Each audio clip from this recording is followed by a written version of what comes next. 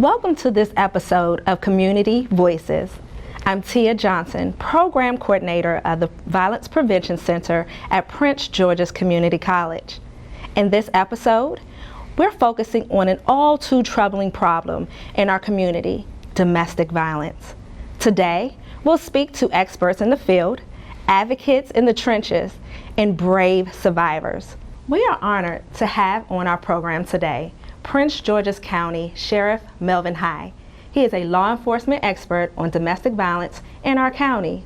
And also joining us is Ms. Jackie Roan, Associate Director of the Prince George's County Department of Family Services. And last but not least, Prince George's Community College Interim Police Chief Lee James. Chief James has extensive experience in higher education, public safety. Welcome to all of you, and thank you for being here. Let's start the conversation with you, Sheriff High. How is Prince George's County affected by domestic violence? We're making progress, but it is a concerning issue. For instance, we have about 1,700 to 1,800 incidents reported to law enforcement every year that, after investigation, determined to be a criminal offense of domestic violence. Ms. Roan, how big is domestic violence within our county in the state? In Prince George's County, we have seen a significant decrease in the homicides that we've had. In 2016, we had 14 homicides. In 2017, there were 18. And just last year, we saw a significant decrease of 6. I'd say that we're doing an excellent job doing our community outreach and education in that regard. Across the state, the incidence of domestic violence has pretty much remained the same. In the last 2 years, the number has been 46. That's outstanding, just knowing that training and community outreach is making an impact within Prince George's County. Sheriff High, what is being done to address the problem in terms of law enforcement within our county? Well, in the Sheriff's Office, a few years ago, we started something called the Division of Domestic Violence Intervention. And that unit goes out, responds to all of the calls, investigates calls, along with the police department and all of our various municipal police agencies that respond to calls in their various jurisdictions, that investigate these calls and take the appropriate action. We also have established in the last few years something called the Family Justice Center. And that's a place where citizens who have an issue can come to and get wraparound services, so they don't have to go to multiple locations to find assistance addressing their domestic violence issue. It's all in one place. That's outstanding. We have to have those resources as well as services for all county citizens. Ms. Roan, speaking about domestic violence, what are some of the red flags or warning signs? One of the actual red flags for domestic violence is when there's been a violation of protective order. There's also a red flag when there is abuse in the home, and there has been an animal abuse, specifically when there's been a history of violence. Those are some of the other red flags that you have. Chief James, so as being a chief here at Prince George's Community College, give us a sense of what domestic violence looks like here on campus at Prince George's Community College. Well, I would say to you, first of all, thanks for having me here today. The domestic violence picture here on our campus, the Largo campus or any of the other campuses we have, we're very fortunate to take advantage of some of the programs that the Sheriff's Office is promoting, the police department, and certainly with the Violence Prevention Counseling Office that we have here on campus. So we're very fortunate because our incidents here on campus are actually down. Today is actually the day that we put out the annual security report, which is a federal report required by the Department of Education. And for the last few years, there have been no incidents that were reportable. Per the Violence Against Women's Act, the clear requirements require that we report domestic violence along with dating violence, along with sexual assault, as well as stalking. And when we're talking about dating violence, some of those other pieces kind of follow, those other crimes kind of follow along. So we've been very fortunate here, and with our proactive partnerships that we have with the county, with the Sheriff's Department, And certainly with our internal partners, we were able to produce and provide a lot of services and programs and campaigns for our students to really teach them about domestic violence prevention and keep them from heading down those roads. So we've been very fortunate here at the campus. As we are talking a little bit more about domestic violence, we have this Purple Light Night initiative. How did it start, and what is the goal of the initiative? Well, Purple Light Nights is a great event. It's a ceremony that we had started about 6 years ago. It was originally begun in Oregon, but we thought it was a great idea to help raise awareness of the citizens of our community. And so with the help of some of our sponsors like Pepco, we're able to provide a purple light bulb to every citizen who comes to our ceremony, and then in the days following to provide to other citizens who might not be able to make it to the ceremony to say, go home, put that purple light bulb in your porch or in a light visible to the exterior to show that you are part of the commitment and the solidarity to eradicate domestic violence. Yeah. Thank you, Sheriff High, Ms. Roan, and Chief Lee. James, you all provided a lot of important information for our residents as well as our students here at Prince George's Community College. If you or someone you know are in need of help, contact the Domestic Violence and Sexual Assault Center at University of Maryland Prince George's Hospital, the Family Justice Center, as well as dialing 211. It's a free community-based program promoting the physical and emotional well-being of victims throughout the county in a private and confidential medical setting. They offer services to all victims and survivors of domestic violence, sexual assault, and human trafficking. They also counsel families, friends, and partners to help everyone impacted through the healing process. The hotline number is on your screen. Now, let's take a look at the highlights from the Purple Lights Night event for domestic violence awareness that was held right here at the college. We truly do believe that community is in our name for a reason.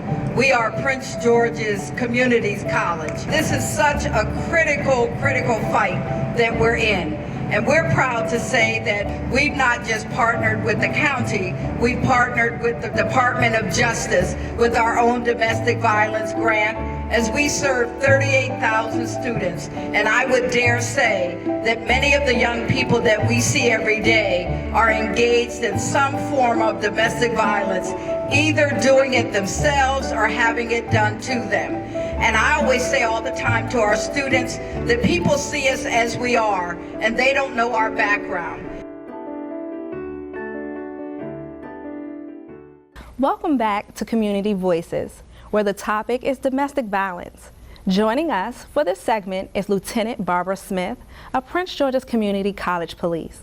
We also have Mercedes Rivera, a bilingual victims advocate for the Prince George's County State Attorney's Office.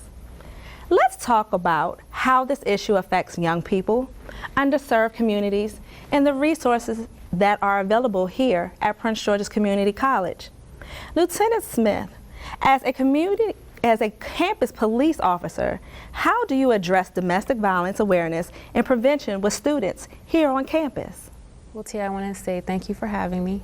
One of the things that we do is we try to create a safe space for the students by, doing educational programs, tabling events, giving them, tips and letting them know about the resources here on campus, and also, what we're having tonight, Purple Light Nights, and giving them an opportunity to be able to speak up and let them know that we are here for them.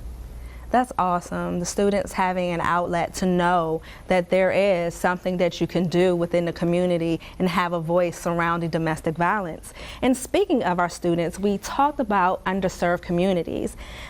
Mercedes, let's dive into a little bit about the Hispanic community. How does domestic violence affect the Hispanic community? The Hispanic or Latino community, we have to understand that it's a community that do not like to let things known. They keep everything to themselves. So it's our job to make sure to reach out to them, to try for them to communicate with us a little bit more.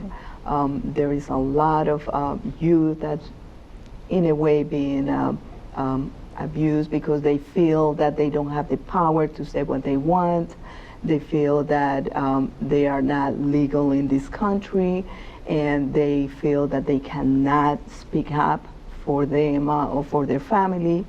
But we're trying to do a lot of reach out. Our state's attorney's office is very focused on trying to make the community more comfortable. Lieutenant Smith, you showed us a purple light bulb, and we talked a little bit about the initiative. Can you tell us a little bit more about your work? Because I know you were one of the key people putting together the Teddy Bear Drive here on campus. How has that helped victims and families within the county, as well as here in the community and on campus? Well, the ideal behind the Teddy Bear Drive, we wanted to be able to assist students here who had children that were impacted because they may have witnessed domestic violence in the household, as well as, you know, domestic violence victims in the community. So the college came together, and students, faculty, staff, everyone donated teddy bears, and in return we donated the teddy bears to the sheriff's department so that they would have those for those children who were impacted in the home. Wow. Mercedes, you're a member of the state attorney's office as an employee, and you work as a bilingual advocate. How does the office and yourself help and support victims and survivors of domestic violence who are Hispanic, as well as the whole entire community, especially since Prince George's Community College is a population of all ages? Well, our office, the state's attorney's office, being that she is an immigrant herself, she is from Grenada, she is very focused on assisting the community and the youth for that matter. And one of the focuses is to help the community from, as a victim advocate, which I am at this moment, is to assist all the victims from the moment they start the process, that they do the complaint, all the way to the defendant gets convicted. So she is very focused. She is for her, crime is very personal. So she is focusing on a campaign that is coming up on, it's called No One Campaign Against Domestic Violence, where she is emphasizing that no one should be abusing you, no one should be pushing you, no one should be taking advantage of you in any way, being young adult all the way to the senior community. Yeah. Thank you for sharing that, especially since we've heard that the domestic violence rates have dropped here in Prince George's County, but knowing that there's continued campaigns about not one, not another hit, not another slap, and knowing not another verbal abuse, because domestic violence isn't just physical, it is financial as well as verbal, emotional, as well as spiritual. Lieutenant Smith, what actions do you take to have the students involved as well as being an outlet to help others in domestic violence? Tia, right now the big thing that we are trying to promote through College Safety is digital safety campaign, where we talk about safety issues, way that they can report incidents, but also the new initiative that we are trying to push here on campus is see something, say something. If you see something, we want you to step up, come to us. You have a safe place here, and we will take care of the situation. And if it's a student that is going through domestic violence, they can come to us. We need to work together as a team. Wow, it definitely seems like Prince George's Community College is working hard and finding ways for students to actually see something, say something, and being involved. I thank you so much for the services you both provide to our students and victims here at the college as throughout the county. Domestic violence plagues our community like a disease. It does not discriminate, and too many lives are affected by it. If you are a student in need or help and don't know where to turn, Prince George's Community College has a violence prevention center at the Largo campus. You can visit or call for counseling support. The information is on the screen. Our mission is to enhance the safety and justice for victims of domestic violence. We want to increase victim safety and hold perpetrators accountable. We want our students to know the college is here to support you at every level. Next are more highlights from our Purple Lights Night event. When we return, 2 survivors will share their stories. I'm asking you to help us bring awareness to this issue by doing something so simple as taking one of these purple light bulbs with you as you leave this evening. I'm asking you as well to stand up and speak up for victims, letting people in our community know that we will not tolerate domestic violence. And let me just say this, we cannot pass this scourge on to the next generation. We must eliminate it now. Welcome back to Community Voices. I'm your host, Tia Johnson. We've heard from domestic violence experts, and now we'll hear from 2 very courageous survivors who have 2 very different stories to share. Takitha Wilson is an author and a Prince George's County survivor of domestic violence. Logan Fitzgerald is a student here at Prince George's Community College who witnessed domestic violence throughout his childhood. Thank you both for sharing your experiences. Welcome to Community Voices. Thank you for having us. Thank you for being here. So I'm going to start with you, Ms. Wilson.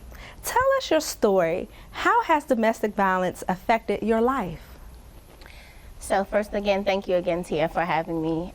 Domestic violence completely changed my life. I am no longer the same as I was during the time that I experienced domestic violence. So as a cycle of trauma, growing up, I had experienced trauma most of my life, from same-sex molestation to bullying to sexual assault, and then domestic violence was the 4th cycle of trauma that I experienced. And so for me, going through all of that trauma really caused me to be, to have low self-esteem and to really feel down at times and deep depression. I'm a mom, and so at the time when I experienced the domestic violence, my son was really young. He was a toddler. You know, I was engaged, and I was supposed to have this big house with the cars and live the American dream, but my American dream did not go as planned. And so my life changed. My family unit shifted. It's no longer the same as it was. It's not what I initially signed up for, but I've overcame all of it. And so as a result of it, I'm here today to share a little bit more about why it is important for survivors to speak up and not to live in silence. And that's one of the major things that we see with domestic violence victims, is that a lot of embarrassment and shame keeps them silent. And I'm glad that you used that word survivor, because you see yourself as a winner and a victor out of this situation. Absolutely. And that we know that we all can overcome and be a part of it. Logan, can you tell me about your experiences and how domestic violence has, or being a victim survivor of domestic violence, how has it influenced your current and future friendships and relationships? Sure. So currently my mother and father are divorced, and even though that they are separated, I still have to honor and respect them. And doing so, even though I'm living with my mom and my brother, there's times where I still talk to my dad, I still commune with him.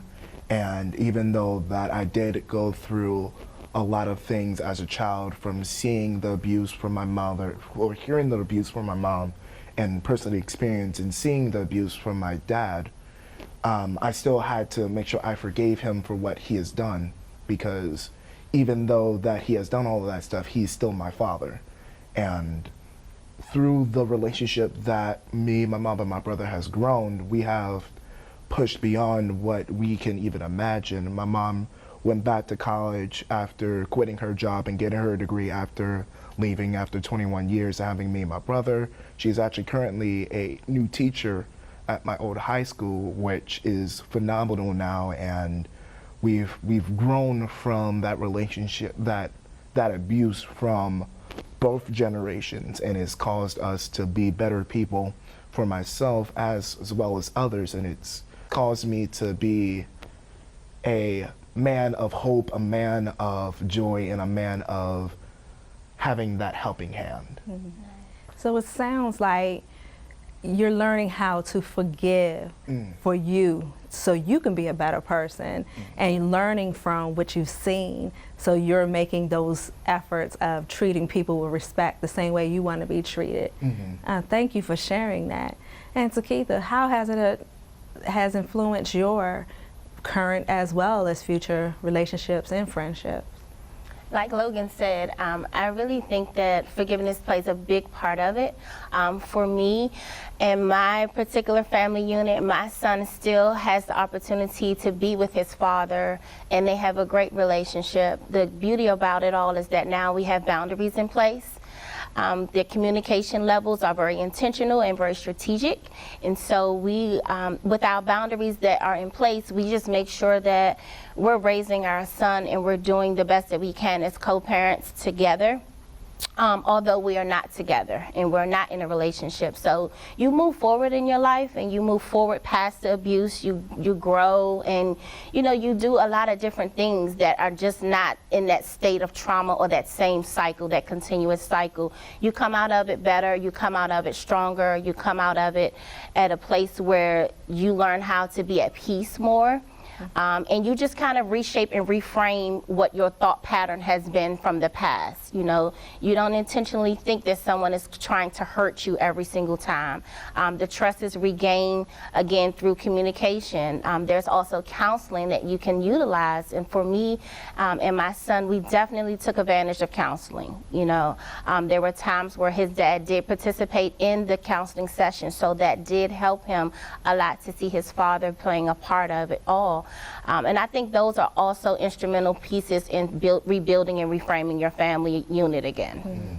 Thank you for sharing that, and knowing that you have to have boundaries for safety. You do. Speaking of boundaries and safety, what advice would you give, Logan, to someone that has been dealing with domestic violence within their childhood and also growing from it as how you have? Good question. I would say the greatest advice I can have as a victim and a witness of childhood abuse is that don't let that define who you are. Our past is the past, the present is what stands out most, and the future is something to be behold of. So when you're talking about this with family members, with friends, or even the abuser sometimes, let that be a point of, yes, I went through this, but yes, I grew from it. And allow that to be a testimony of that I grew from this, I knew I went through this, and now I know I can be better than this. And Takitha, what would you like to share? What advice would you like to give? So I think it's really great that Logan shared his story here today, because Logan represents a male who is speaking out and speaking up as it relates to domestic violence. So a lot of times you don't get a chance to see men being as vocal about what they experienced in their past. So one piece of advice I would say, we need more men. We need more men to speak up like Logan. We need more men to share their stories. Domestic violence affects everyone. As he said, he was a child, so he witnessed it with his own two eyes. Domestic violence also makes you feel like you're alone, like you're all by yourself. You're not alone. You're not alone, because it affects everyone, from the hospital to the police officer to the child care provider to the school system. Everybody pays a price as a result of abuse. And so when we think about thinking about being alone and you're all to yourself, you're not. You're not alone. You're in the community with everyone else who definitely is experiencing some level of trauma, and you matter. I think that's the one thing that I can say, and just think most importantly that don't give up. The healing process is ongoing. There's not a day that goes by where I may not have a trigger. I get triggered about a lot of different things, from my past. Like I said, I've had multiple levels of trauma, so there are things that can trigger me, but now I know what to do with that. And I definitely would say that people need to definitely take advantage of counseling. And for me, what I chose to do, I chose God. And so Jesus became my best friend and my lover. And as a result of, I've been able to forgive and to let go to move forward, and I'm happy. I just wanted to say your voices are so vital, because there are people watching this right now who may be going through a similar experience and they don't know how or if they're going to make it out. And you give them hope, because domestic violence has no place in our community. We shine a purple light for anyone who needs help. Remember the victims who lost their lives, support the survivors, and share hope for those still living with abuse from domestic violence. Share the information. Ask someone if they need help. And if you see something, say something. Thanks for watching this episode of Community Voices on Prince George's Community College Television. Light 'em up. Thank you for shining your light on the darkness where domestic violence thrives.